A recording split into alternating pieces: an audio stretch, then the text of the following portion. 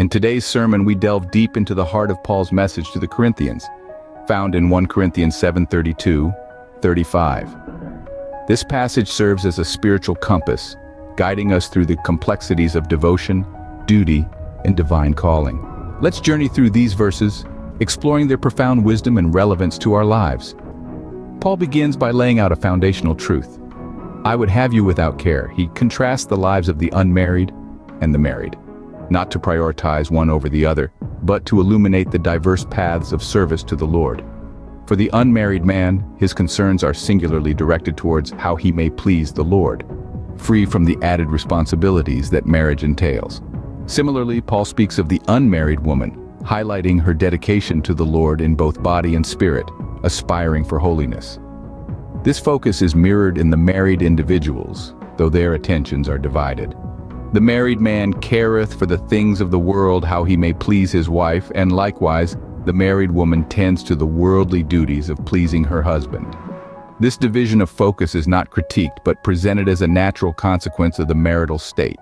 Paul's intention, as he clarifies, is not to ensnare, but to offer a path to undivided devotion, stating, that ye may attend upon the Lord without distraction. Here, Paul invites us into a deeper understanding of our callings, whether in singleness or marriage, emphasizing that each state offers unique opportunities for serving the Lord. Let's apply our logical triads to further unpack this passage, beginning with balance and equilibrium. Paul presents a balanced view of life's responsibilities, suggesting that whether we are bound by marital duties or free from them, our ultimate goal remains to please the Lord. This equilibrium challenges us to consider how we balance our spiritual and worldly duties in harmony with our divine calling. Moving into the realm of cyclic and feedback, we observe a spiritual cycle where devotion to the Lord enriches our ability to fulfill earthly responsibilities and vice versa. This interplay reminds us that neglecting our spiritual life can adversely affect our worldly engagements, emphasizing the importance of maintaining a vibrant relationship with God. In exploring causal and reversion, we see a clear cause and effect relationship.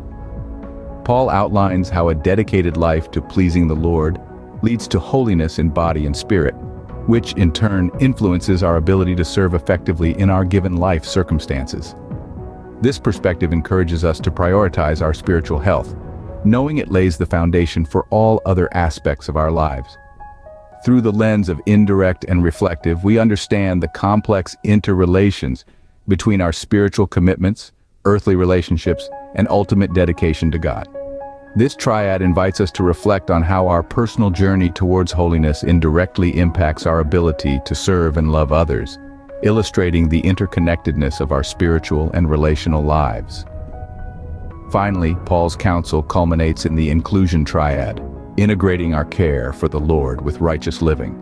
This holistic approach to faith calls us to weave together our devotion to God with our earthly responsibilities, avoiding the pitfalls of distraction and disconnection from our divine purpose. In conclusion, Paul's words in 1 Corinthians 7:32-35 beckon us to a life of thoughtful consideration, where our marital status, whether single or married, serves as a unique platform for our service to the Lord. Through this passage, Paul encourages us to embrace our circumstances, not as limitations, but as opportunities to deeply engage with our divine calling. Let us, therefore, strive to attend upon the Lord without distraction, fully embracing the path He has laid before us in a harmonious blend of divine devotion and earthly duties.